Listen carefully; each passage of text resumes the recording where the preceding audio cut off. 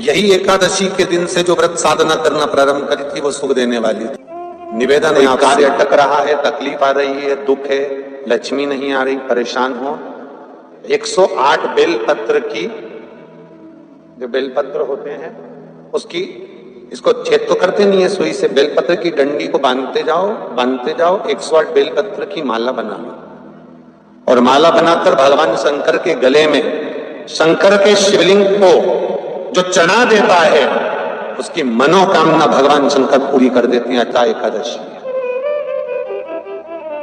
108 बेलपत्र की माला बनाकर शंकर भगवान को समर्पित करी जाती है।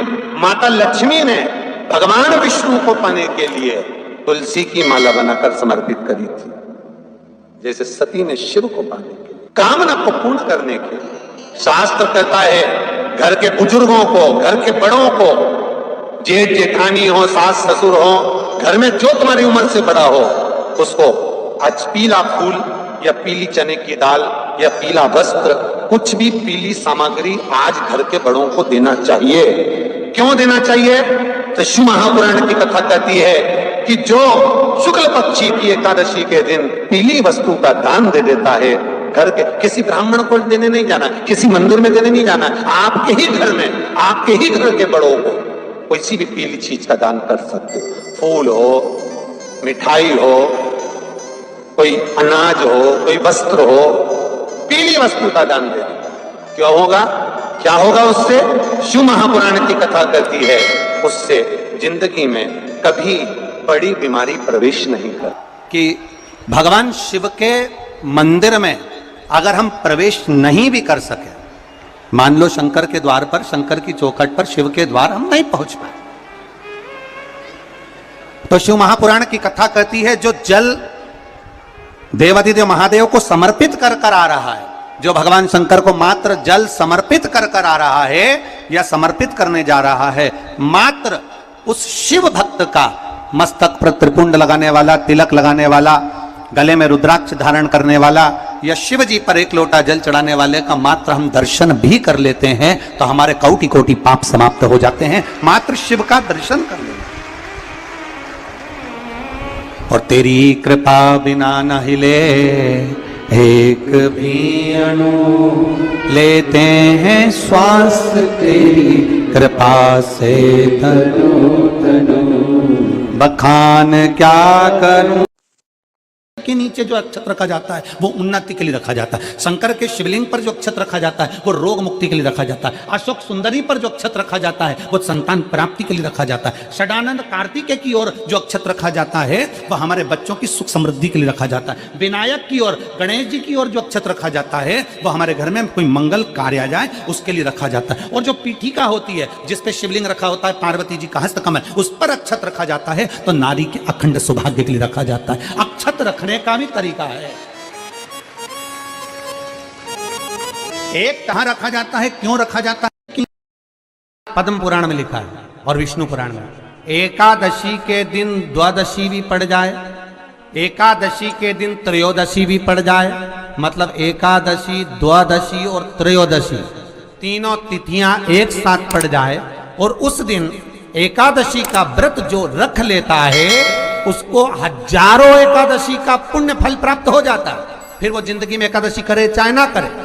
और फिर ध्यान देना, कोई किसी भी मंदिर में मंदिर ना हो तो अपने घर के मंदिर में शाम के समय पर उस तुलसी की लकड़ी का दिया भरकर उसमें घी डालकर जो दीप प्रकट कर देता है, जला देता है, दीप को प्रज्वलित कर देता है, उसके घर में कभी संपदा की कमी नहीं होती। महाराज विष्णु पुराण में स्पष्ट लिखा है।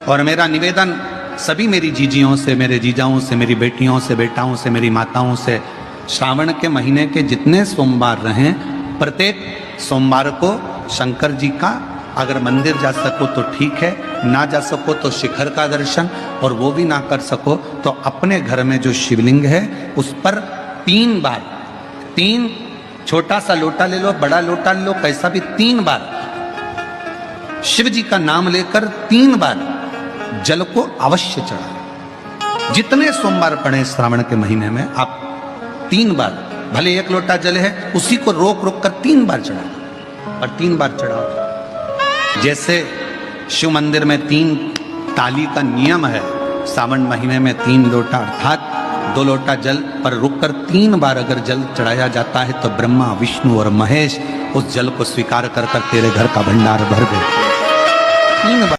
इसलिए हमारा शास्त्र कहता है कि एकादशी के दिन चावल मत खाओ, पर द्वादशी के दिन शास्त्र वर्णन करता है कि पहला गासा जो मुंह में जाए वो चावल का जाना चाहिए, तब एकादशी का पुण्य मिलता है। तो शास्त्र क्यों कहता है कि चावल मत खाओ? क्योंकि जीवात्मा धान के खेत में रहती है, चावल के खेत में उसको पटका जाता है। अब कोई चींटी, कोई झिंगुर, कोई जीव उस चावल को खाता है, कोई इल्ली खाती है, कोई मछली खाती है, कोई जलचर थलचर। इसलिए हमारा शास्त्र एकादशी के दिन चावल का दाना शिव को चढ़ाने का केवल एक कारण रहता है कि चावल को अक्षत कहते हैं।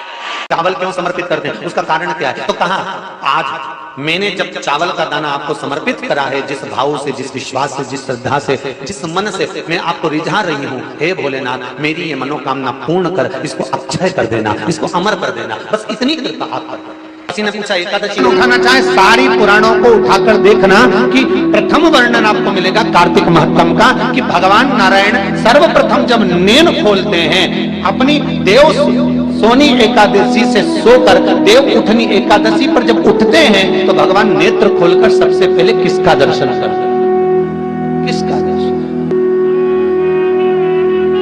स्कंद पुराण कहती है, विष्णु पुराण कहती है कि भगवान नारायण जब नेत्र खोलते हैं तो खुद की अर्धांगिनी लक्ष्मी भी ब्रह्मा आदिकादिक देवता सब खड़े, पर भगवान नेत्र नहीं खोलते। कब तक? जब भगवान शंकर अपने ही मुख से भगवान श्री हरि का गुणगान नहीं गाते, डमरू का नाद।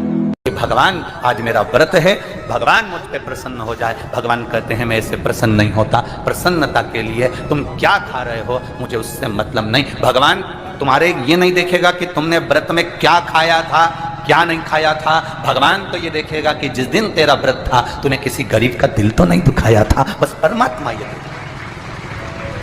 भगवान केवल इतना देखेगा कि तुमने, भगवान ये नहीं देखेगा कि सावन महीने में जो एकादशी पड़ी थी उसमें इसने क्या खाया था, हिसाब लगाओ क्या क्या खाया था। तो तुम्हारा हिसाब थोड़ी ना लगाया जाएगा कि साबूदाने की खिचड़ी खाई थी, कि बगर खाया था, कि पूड़ी खाई थी, कि वेपर्स खाया था, कि तुमने ये खाया कि खीर बना के खाई। भगवान ये हिसाब नहीं देखेगा। भगवान ये देखेगा कि इसकी एकादशी का व्रत था, इसका प्रदोष का व्रत था, इसका सोमवार का व्रत था, इसका शिवरात्रि का व्रत था, इसका सोमवार की अष्टमी का व्रत था, इसने किसी का दिल दुखाया था कि नहीं दुखाया जा। ये भगवान देखेगा, तुम्हारे खाने को नहीं देखता। भगवान तुम्हारे उस व्यवहार को देखता है कि व्रत वाले दिन तुमने भजन कितना किया, व्रत वाले दिन किसी गरीब का दिल तो नहीं दुखाया, गढ़ के हृदय को चोट तो नहीं पहुंचाई, व्रत वाले दिन तुमने किसी को अपशब्द तो नहीं कहा, व्रत वाले दिन तुमने कोई आड़ा टेढ़ा कार्य तो नहीं करा। इसलिए परमात्मा के व्रत के साथ में एक नियम भारी रखो। आज अगर मेरा व्रत है, मैं अगर कुछ छोड़ भी रही हूं, कुछ खा भी रही हूं, तो ये विचार करना कि मैं किसी के दिल को ना दुखाऊं, मैं किसी के हृदय को चोट ना पहुंचाऊं,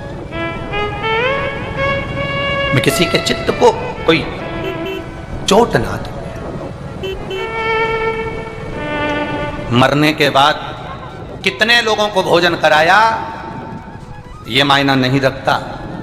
मरने के बाद तुम कितने लोगों को भोजन कराए ये मायना नहीं रखता।